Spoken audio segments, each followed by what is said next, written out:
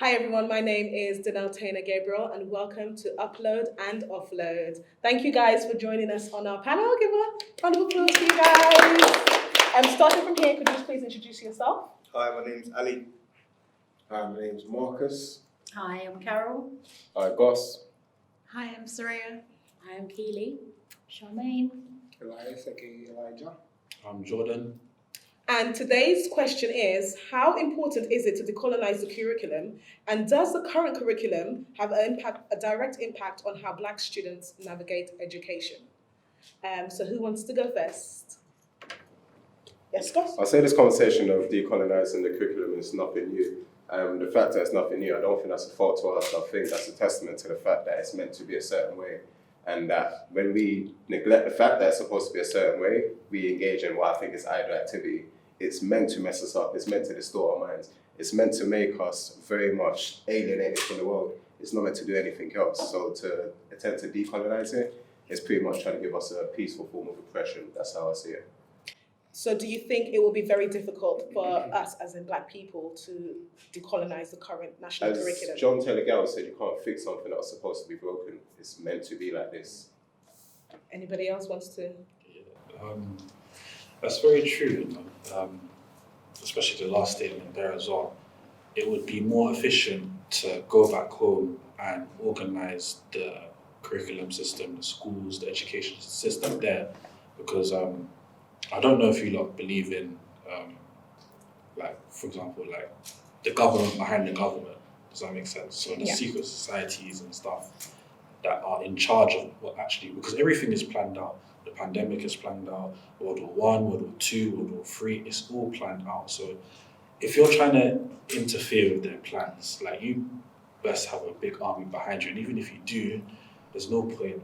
It would be more efficient just to go back home to where your people are and organise things there, because it's how do I explain? They've been doing this for years, too long, and you now what? Who's the oldest here? I am. If you don't mind, okay. No, I'm 52. Okay, so say if you decided that Thank you. you 52 wanted to change the school systems, you wanted to bring a system that gives our people peace, prosperity, success, and elevation, and so much more. You're dealing with people that, not even the people of today, but secret government systems that have been planning for years, and it's just. I hear that, but you know, there's this whole kind of. So when I was younger, there used to be loads of Black Saturday schools around. Loads of them. I had to go every Saturday, and it was just what you did. And in those schools, they didn't teach the mainstream curriculum. It was maths, English, getting help with all of that, but then also teaching Black history in the way that they wanted to. One of the things, and then now that's kind of fizzled out. And I've always become very frustrated that Jewish people have got their own schools, Muslim people have got their own schools, everybody has got their own school, but Black people don't have one. And there's loads of questions around why that is. The other thing is that I know it's a very selfish statement, but I've always said that you cannot leave the education of your child up to the school alone. You can't do that. That's you're negligent in your duties to your child to just think that they're going to go to school and get the education that they need. What I'm saying is that if someone wanted to do that, change the curriculum, the system, create Black schools, etc., prepare for a big fight, basically. I'll just leave that as that. Ali and then Keely. Okay, yeah, I like the point you made. I just want to second the point that I think it comes down to awareness, and your awareness governs your decision-making process. History is a version of events. Science is history. Maths is history. English is history, because they're a version of events. I mean, you can even look at the etymology of the word. It's his story. Mm-hmm. Where's her story? Where's our story? So I think I like your idea of basically going to a Saturday school where we kind of take responsibility, that word again, responsibility, of educating our children, because if we don't educate them, someone else will. The streets will, the schools will, you know, so That's what's happening. yeah, basically that's what's happening. So, Keely and then Marcus. Can I just say, I don't know, has anybody here looked at the curriculum? Because the curriculum has come on leaps and bounds in the past 50 years. The curriculum today, up until Key Stage 3, is not dictated. They say children need to know these basic skills and it can be done through many formats. So in Year 9, Year 7 and Year 8, they're learning about Black history. But it's just not spoken about because it may not be what they do for GCSE. But in GCSEs, they can do the civil rights movement. There's the curriculum has changed so much that I think a lot of people make assumptions that children are not learning about lots of different people's histories, and that's not true, because they are. I think schools, it's not a race thing when it comes to the curriculum. Children are indoctrinated. They're indoctrinated to become the workforce, not a Black thing, because you've got children who are white, coming from, you know, working class backgrounds who are underachieving. You've got children from Islamic backgrounds who are underachieving. And that's because the curriculum is made to make a workforce. So if we're talking about people want an in-depth curriculum about Black history, that's up to parents, because enough onerous is put on schools to educate children in their spiritual, moral, cultural identity, plus teach them the curriculum, plus get them qualifications and all these other things. So I think we need to be very careful when we're talking about, you know, history within schools. Right, to make you a component for the system, for the machine, basically. Yes, exactly. They're taught to be a workforce. Yeah, of course. And this is why private schools don't take on national curriculums. Because they're teaching them something different. Yeah. We're teaching them how to be the worker. They're teaching them how to be the boss. Something substantial, yeah. And that is how the curriculum is made up. So I think we just have to be careful when we're talking about race in the curriculum. Also, the question, should we be aiming to decolonize the curriculum? I don't think we can decolonize something that didn't belong to us in the first place. The curriculum wasn't colonized because it didn't include us all. It didn't include our version of events as we know it to begin with. So trying to decolonize it is pointless exercise. We need to appropriate education of your children for what you want them to be or how you want them to be in this world. Or the upside to that would be for Black people to have their own school, Black teachers. See, I'm completely against it. Are you? Because we're talking about us sharing our culture. We're talking about things like movements like the Black Lives Matter, is Black people being treated equally within society. If we then create our own schools, we're separating ourselves again from society. I don't believe in Jewish schools or Islamic schools. They're all children. And when you actually speak to them, they don't separate themselves as young people by their religion and by their race and their cultures. They just see them, we're young people. So I think we should have them all together and everyone should be learning about everybody's history. But do you think currently the school does that though? Do you think currently the school takes on everyone's culture and teaches everyone in that setting? I think it depends on where your school is. If you're going to have a school by a farm in Wales, where it's predominantly one type of person, then the curriculum is going to reflect that. But if you're talking about inner city London schools now, they're very diverse. But I don't think it's every school. I think it's the quality of the school that your child is attending, and not just the quality of the school, the quality of the teachers. Yeah. Because I mean, Marcus used to be a teacher. I've got experience of teaching. To be able to map out a lesson for every type of young person that is in your class is no easy feat. So if you've got a teacher that is just like, oh, on this, I can't be asked, then they're not going to get what they need. I just think it is down to that. Probably the teachers, who are getting younger and younger and are trained in a hot second and then may do like a placement, like you said, in Wales, and then are sent to these inner city schools where people are telling them about their mum. Do you get what I mean? So it's like, it's a kind of rolling. My point was this, is forget decolonising. The curriculum is not appropriated. So for instance, for example, I used to work in a inner city school in Lambeth up until March, and 95% of the school population were Black, African or Caribbean kids. Yeah, it was like 2-3% Hispanic, 2% white. Their curriculum at that school was not appropriate for the kids that went to that school. Yeah, there was no cultural capital in the curriculum for those kids, in the sense that it was very difficult for them to cherry pick parts of the curriculum and say, yes, this is me. This is where I stand in all of this.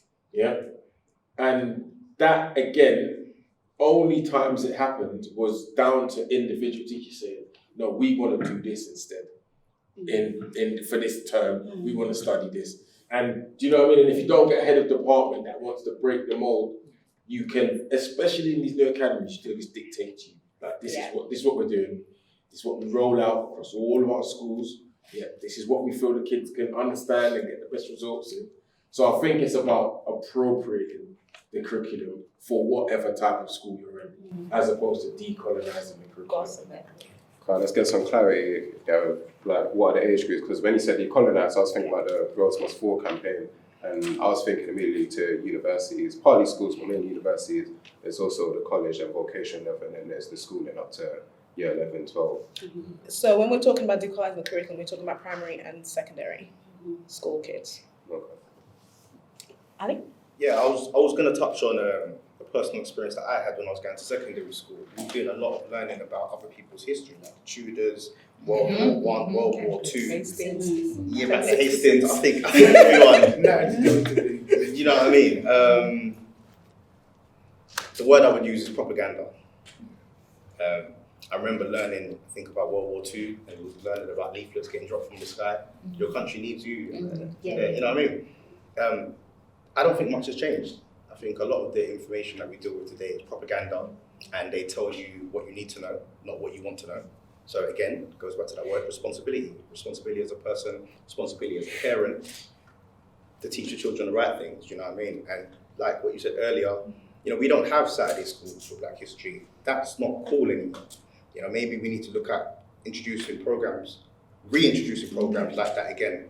But why do we have to do it on a Saturday? Like, it doesn't necessarily have to be. It doesn't necessarily have to be. I'm saying, why can't it be part of the school? Why can't that be appropriated to fit the curriculum? For school, like, if you go to schools in Lambeth, you're going to see 90% Black kids, from poor to middle to working class. Like, the education system is not appropriate for them. So when you talk about them being in class and them misbehaving and getting in trouble and going into exclusion units and then getting expelled from schools and then going to pupil referral units and then ending up in jail, ending up there, there's a reason. There's a reason. It's because the actual curriculum is not appropriated for those kids. And when we can say, yes, we're in England, yes, this is the country we live in, so they should learn about English history, but it needs to be proportionate to actually allow them to understand who they are and where they come from and what they need to do. How much people learn about Black royals? How much No, people they learn do. about? They were teaching it by school. No, that's what I'm saying. Okay. But the curriculum is. I went to school 17, 18 years ago. We didn't have Black history, but now they're teaching about the Queen, the first Queen of Angola. Do you understand? The curriculum has changed. It's not the same as it was. It's definitely not. But I'm talking about working at school. I've worked in many schools. I've never been in a school that has taught anything like that. Soraya? Apart from slavery, that's all they want to focus on. Like, that's all our history. That's not our history. It interrupted the history, but that's not our history. We've never learned about Black kings and queens or people of Egypt. Nothing. I've never been in a school that's taught that. That's the thing. That's what we're saying. Is that it's down to the school and down to the teachers. Like Marcus has said, if teachers don't go and say, this is what I want to teach this term, then you go with the norm. And my whole thing is like, yes, I do believe in having a Black school for Black children. 100%. And even if it is just at primary school age, so that, like we've had a conversation before about identity, they can have their identity. They become proud of who they are. They know their history. They know where they're coming from because they've been taught about it from people of the same colour as them. They can see these successful Black individuals, positive male role models, and it's ingrained in them at a very, very young age. Then if you go out into the world and you're put into a mainstream school, you can then challenge your teachers and say, well, what about this, what about that? You'll have that embedded in you. So I do think, and I don't see the reason why we should have to prepare ourselves for a big fight if we want to open a school. When they want to open a Muslim school, that's not a problem. Yeah. In Islington, where they've got that huge Jewish free school, not a problem. Why is it a problem for black people to have a school where it is just black teachers and black children? Because how dare us? How dare Soraya, we? can we make have the Soraya right talk? to do that? Go on, Soraya. First and foremost, this is their country. If they wish to the free education that they're making available to all of their citizens, if they decide that they want everybody to learn how to sew green clothes, that's their prerogative. They can do that if they wish to. What I personally believe, I've had quite a diverse history in my own education. So in some of the schools I went to, yes, we learned about the Tudors, yes, we learned about the Greeks and the Romans and the Egyptians, but the whitewashed version of Egyptian ancient Egypt. But what I found was when I transitioned into secondary school, and again, it could just be the school that I went to and the teachers that were running these extracurricular classes, but they did have a focus on Black history. And even when Black History Month was coming around within the school, you had the opportunity to learn about different kings and queens or different African systems.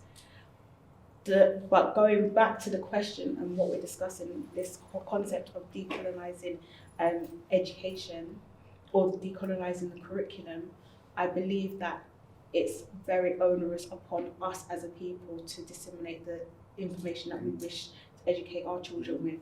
And that may even mean stepping away from what is deemed as mainstream curriculum and trying to implement homeschooling. That may not be accessible to everybody else because everybody else has their own economic status that they're working towards or any limitations. But I found of recent that there's many Black focused groups or parents who are collectively homeschooling, and they will join together and create their own classrooms.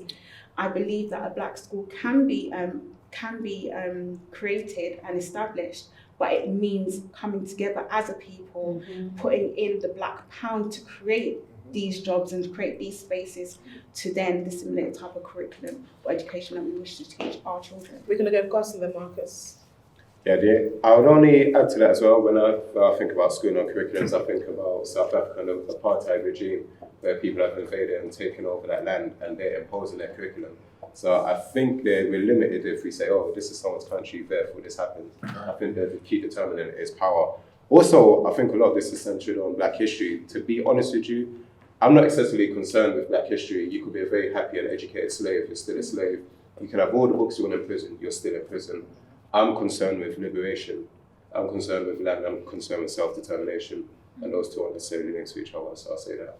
Who's going to program you and to what end? So I was going to say, I kind of disagree with this is their country and we need to put the Black pound in. Like, we pay taxes. Yeah. That's the Black pound. Like, Yeah. I earn that money, that's my money, I'm Black. I pay taxes, I pay my national insurance, like, I pay my mortgage. That's my money that goes towards society. And this is not their country, it's our country. Yeah. I wasn't asked to be born here, I was born here. I've contributed to society, so it's my country. So what I want for myself, for my children, need to be on the same table as what everyone else that don't look like me with the same country. That resonates a lot with me, but I'm very jaded by the system that we're living in at the moment. Yeah, and this is the thing, we can be jaded, Yeah. but we can't give up. Like, I understand that, because I understand what you're saying, it's to be jaded, but for instance, in schools, we're talking about learning history, we learn about Oliver Cromwell, we learn about Winston Churchill, we learn about all these political leaders, Why don't we learn about Kwame Nkrumah? Why don't we learn about Marcus Garvey? Because you're behind enemy lines. So, You're behind enemy but lines. forget all of that. No, but you can't say to get all of No, that. I'm bro, saying, because they're not gonna. that's not like why. What I'm saying, that is not St George's do it. St Augustine's do like it. in the schools I've worked in. That is not part of the curriculum. History teachers I know, they don't embrace that. So, and these are fundamental in actually determining like kids' understanding of themselves. You're talking about they're gonna learn about Barack Obama, cool, yeah, but if a kid doesn't see something, they can't believe it. Mm-hmm. So, or you're talking about becoming the Prime Minister of the United Kingdom, that they've never seen a black man. Like, they need to say, also, we had political leaders, we had people that were in charge of countries that were successful, that opposed oppression, that done all these things. This, otherwise, It's just like saying that's failure. yeah, and I know what you're saying, Killy, they do it in some schools. And I'm telling you, that is the will and drive of the heads of departments and whatnot. It is, But and do it's you- also what teachers feel comfortable about teaching. Yeah, but they need to get over that now. No, I understand getting over, but you don't want to stand in front of a classroom and you're not confident about teaching about Black history, and that's the whole unit. And then the children are going to go and sit exams and stuff with false information. But you're a teacher. But it No, can't be- you can. it But can't when be false we're talking about just being devil's advocate, as a teacher, I look at the 27 million topics they say that we have to get through, and I think, what am I most confident with teaching? I can teach about Black history because I've been taught it. But if I'm a middle-aged white woman and I know nothing about African royalty or whatever, which these kids have to do an exam on, I'm not going to feel confident standing up But there. do you with think her. that's No, but you learn still about don't. Vikings But do you- and do you Tudors But feel you and all still don't want to come with and misinform children, and you want to be confident with what it is that you're doing. I hear what you're saying, and I agree with that. But then, doesn't that go back to the school not allowing the teachers to have enough Schools training? don't have autonomy. around- Everyone Right, talks about the government. Schools don't have Yeah. enough autonomy. So then I think obviously just a hierarchy, isn't it? So Yeah. who's in charge what of is our making job? sure that teachers are In- qualified Yeah. and But and when we educated qualify, to remember, teach these when children we these things? qualify, you could qualify as an English teacher. Therefore, once you become a qualified teacher, they could say in September, you're Yeah. the maths teacher, you're the history teacher, you're the this, you're the that. You don't have to be a specialist in anything once you are a teacher. Yeah. So I'm not going to stand up and teach something. I'm not going to misinform anybody's child, no one's child. So I want to be confident about what it is I'm doing, and I don't expect everybody to feel the same. Not everybody comes from my walk of life. Do you understand? And I think it's answering the question, what is the role of the school? What is our role? Our role is not to bring up everybody's children. Yeah. You either want us to have some productive, confident children who are leaving and able to make a living, live somewhere, bring up a family. But at the moment, it seems like everyone's like, right, we now want you to raise Black children, Muslim children. Do you understand? I think it's too much ownership on the schools. Ali, let's go, Ali. Yeah, I was just gonna say that I think we shouldn't look too far. I think we should look at our family over in America, because the African Americans, they have a similar or more raw experience than we do here as Black Britons. I believe pressure busts pipes. I think pressure makes diamonds, and I think if you look at them, when it comes to the civil rights movement and it comes to standing up for what they believe in and standing up for their culture, their nationality, they do a lot. They do a lot better than we do over here in Britain. I think we're very conservative. Yeah. I think we're very conservative, We are. and I think when their backs have been put against the wall correctly, and they're fighting back. Yeah. But I think you could look at Howard, you could look at some of these other Black universities as examples to kind of follow their lead. Maybe we're not going to appropriate everything, we're not going to take every example, but I'm sure we can pick some positive points from Yeah. the way they do things. Those universities come about during segregation when Yes. they had no choice but to Yes. set up their own My point. establishments. Right. And then what we want to do is segregate again. Which By you don't having think No, is a but good we idea? should have the choice. We should I have the feel like there choice. should be Oh, no, I a agree. choice. You should have a If choice. you've got a Same platform, like- if you've got your normal, if you've got your regular school and then you've got a Black school and you've got a Jewish school and an Islamic school, as a parent, you should be able to make the choice I of agree. where you're going to send your child. And if Yeah. you choose to send them to a Black school, then that is your choice. It's like with my youngest daughter, with regards to just your mainstream schools, I only put 2 schools down, and if she wasn't going to get that, I was going to go and get a cleaning job on top of my other job so that she could go to a private school. And if I couldn't do that, then I was going to homeschool her, because I'm not going to be made like, I talked to so many parents who were like, oh no, I'm just going to send her there because she might not get into any schools, or he might, no. That's not I'm acceptable. not saying that the choice should be taken away. If there were black schools, people obviously have the choice to start them or send their children there. I'm saying I don't believe in having, I wouldn't send my child to a black only school, because even though I want to teach him about his identity as a black man, I want to teach him his identity as a human being. And having that diverse, inclusive feeling. So it doesn't matter if the person is Muslim, white, pink, blue. We're all people and we all have the same skill set. And we all deserve, we have the same right to the same education. Can I just say that the National Association of Black Supplementary Schools started in the 1970s, and to date, I think there are 50 supplementary schools in the UK. Yeah. The issue is that there is declining numbers in attendance. Yeah. A lot of black parents are not sending their children to these black supplementary schools. Yeah. They are available. I know a lot of people say they can't find them, but they are available. And a lot of these supplementary schools are saying that there's a lot of low numbers in their classes. So why do you think that is? We're asking for black history and black education when it's there. But isn't that down to funding? Isn't that down to, I mean, I've only had experience of one, and my experience is through friends, of one black-led school. Yeah. And their demise was because of funding. They were independent, they were finding it very hard to get the money in, and therefore they weren't able to run the school how they wanted to. So when they try to recruit more people, they can't offer what a mainstream school is offering, or a bigger private school is offering. So their hands are tied, and I think it is down to that funding. And then on top of that, I don't think that there are enough people who value education in the way that they should, that they would be prepared to pay for it if they need to. A lot of people think, well, I can just send you to a mainstream and I don't have to spend anything. Rather than, okay, how are we going to make this extra £500 a month so that you can go to this school? But times are changing, so there is hope. I guess you would have to highlight the Let's just do Goss first.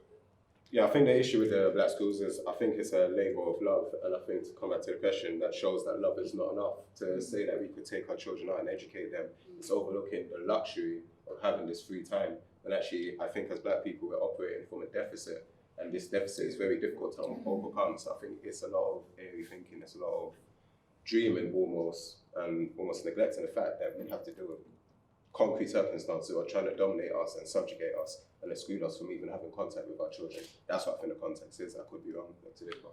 Do you know that black, I won't say anything after this. Do you know that black boys are, do you know who is doing the worst in the education system currently? It's white working class children. Because, and this is why I say we can't say that the curriculum is failing us as a race, because we're actually doing quite well in the system that has been put forward to us. So it's actually the white children at the moment who are not doing as well with the curriculum that comes from their country, with their people. But why do you think that is? Do you think that is just because solely it's a feeling of education? Black children are just attending school with nothing happening at home and in the background? No. It's the way that we value education. It's the way parents value. If you value your child's education, you put more into it. Yeah. Can we just have touch back on the segregation thing? Me personally, I do think segregation can be good if the right mindset, the right thought pattern, the right reasons of doing it is behind it. For example, you can, historically, people like Marcus Garvey, Black Wall Street.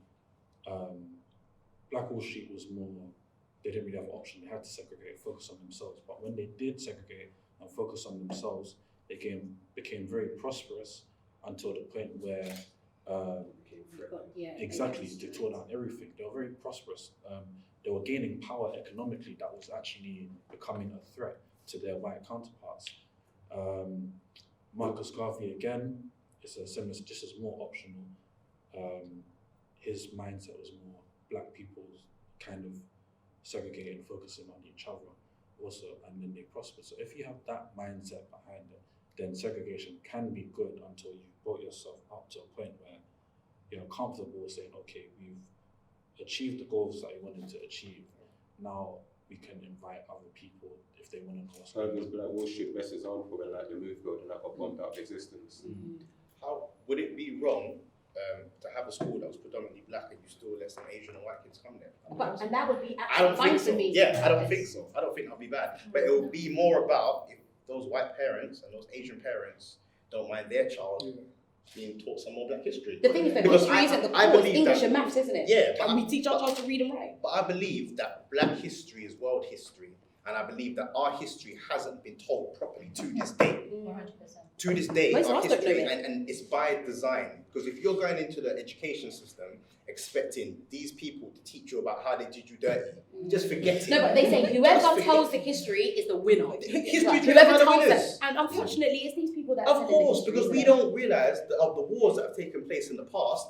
And look, they burned down our libraries, Alexandria, Timbuktu. These are places, these are our sources of knowledge. Yeah. Like, we turn around and we see the pyramid on the dollar bill. This is an African monument. People would turn around and say Illuminati, Yeah. and no one would explain why is this African monument on But the they're dollar not bill. out here bigging up King Henry VIII. They're not like, oh yes, King Henry VIII. They're saying King Henry VIII was a nasty man who died of gangrene and gonorrhea and all these things. They are telling history. They are. They might not be going It's a as version of in events. depth as you Yeah. want them Yeah. to.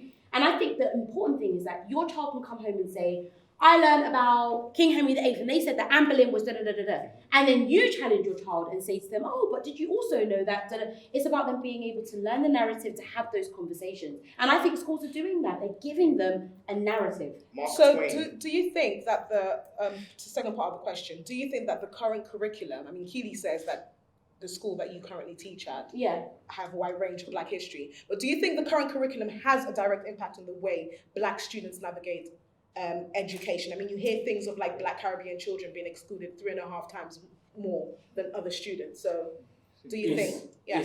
I've personally, for the last 10 years, I've worked in this field, Yeah. in inclusion, in pupil referral units, in special schools, and it's about representation. Yeah, so I'm a white man, and I'm teaching a class of black kids, and you're behaving in a way that I've never seen before, I don't understand, and to him, he's not getting a second chance. If I'm a black woman or a black man, and I see that kid, it's about representation. So if as a people we're not represented proportionately, then we're not going to be given the chances proportionately. And I've seen white kids do something exactly the same as a black kid, and they're gone, kicked out of the school, excluded. I've seen it. And then with a white kid, there's a little bit more lenient stance about it. Or maybe this could happen, maybe that could happen. It's maybes. I'm not saying it happens all the time, but with the black kid, it's no question. It's like you were violent, you're threatening, that's it.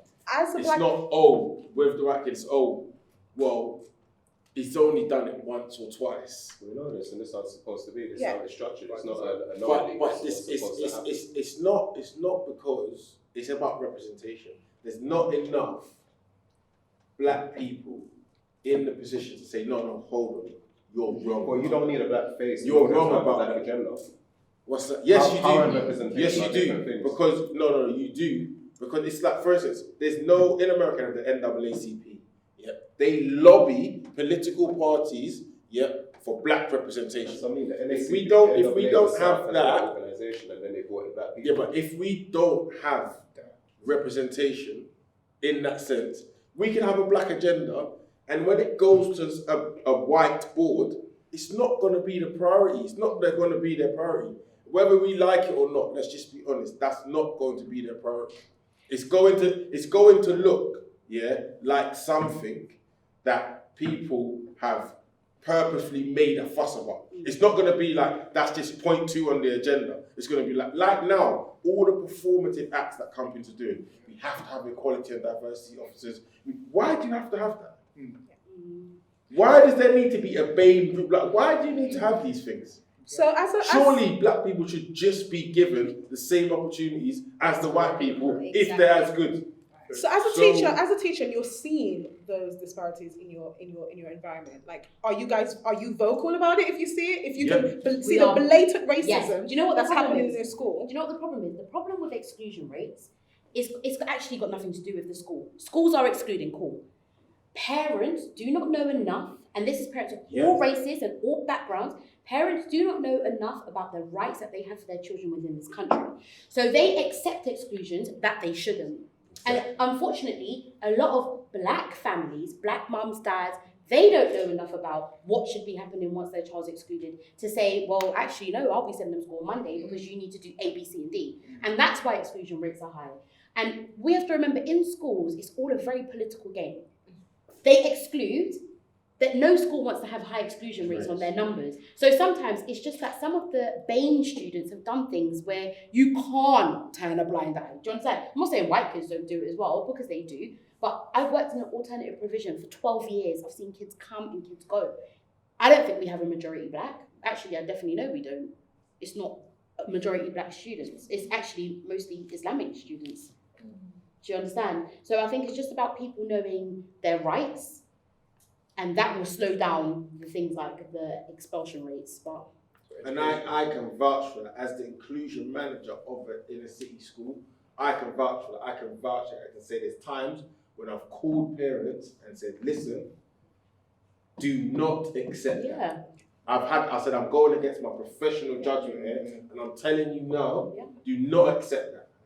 I think that's super important. I think if we have that's representation. people in there saying to the parents, actually, this is not right, and you can do this, I think that is very important, because as Keely said, a lot of parents don't know. They don't know the rules, they don't know the guidance. I think sometimes they need the push. And like, don't accept that. The teachers make them feel away. So I've had a parent who's come, and like, so the youth club that we work in, we get parents coming in saying, can you help us?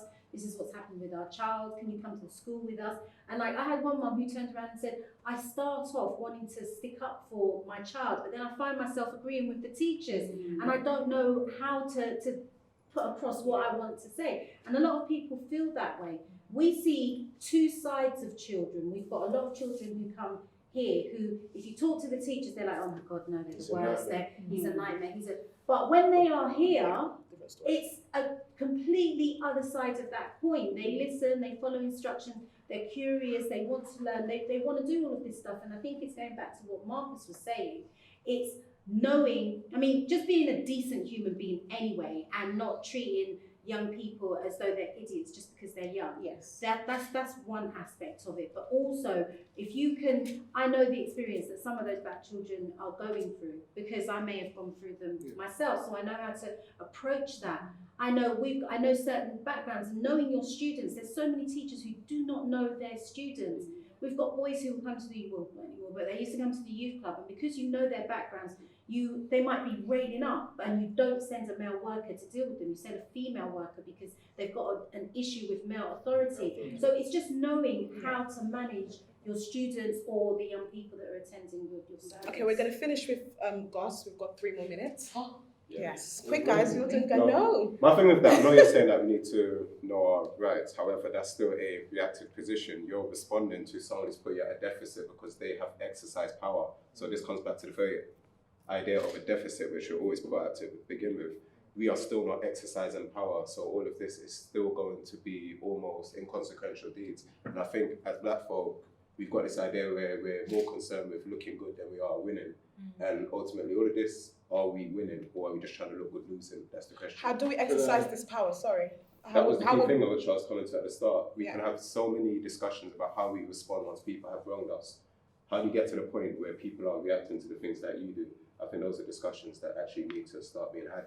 And for instance, this goes back to Carter Woodson, 1933, Miseducation in Negro, or Carter's book, The Subnormal. The West Indian child is made education is subnormal, so we've been reacting for the longest time. How do you change that narrative? And those are the questions I think we should be asking. Yes, quickly. And my point is this, I don't think black people are more concerned with looking good than winning, because as a normal human, you want to see yourself progress, you want to see yourself be upwardly mobile. Yeah. And okay, there's a system that oppresses people, but the system is set like that, not just against black people, it's poor white people. it's your class. It's a class issue. Yeah. And with that class issue, like Kitty said, people pay to go private school. It's a lack of knowledge. So what I'm saying is, as black people, look for other black people in these establishments. Yeah. Befriend them, talk to them, get to know them. Yeah. That is your representation within that establishment. Without that representation in there, you're going to be overlooked. Yeah. Those are the people that are going to stand up for your children in education. Those are the people that are going to support your children. Those are the people that are going to fight tooth and nail for your children to have what they need to have. Okay. Thank you guys so much for coming. Remember, talk is wealth. And if you guys have any comments, please write it down in the comment bar below. And thank you so much for coming to Upload and Offload. Bye. Hi guys, my name's Marcus. I run a platform called We Are No Different. You can check us out on Instagram at We Are No Different and our website as well. Just Google We Are No Different. We're a platform that is for anyone looking to get involved in anti-racism work on an individual level up to an industry level. We help raise money for black charities across the UK. And yeah, we're just looking to do events, and we do clothing, we do hoodies, t-shirts, and it's about spreading the word about helping everyone engage in anti-racism work and fight for equality.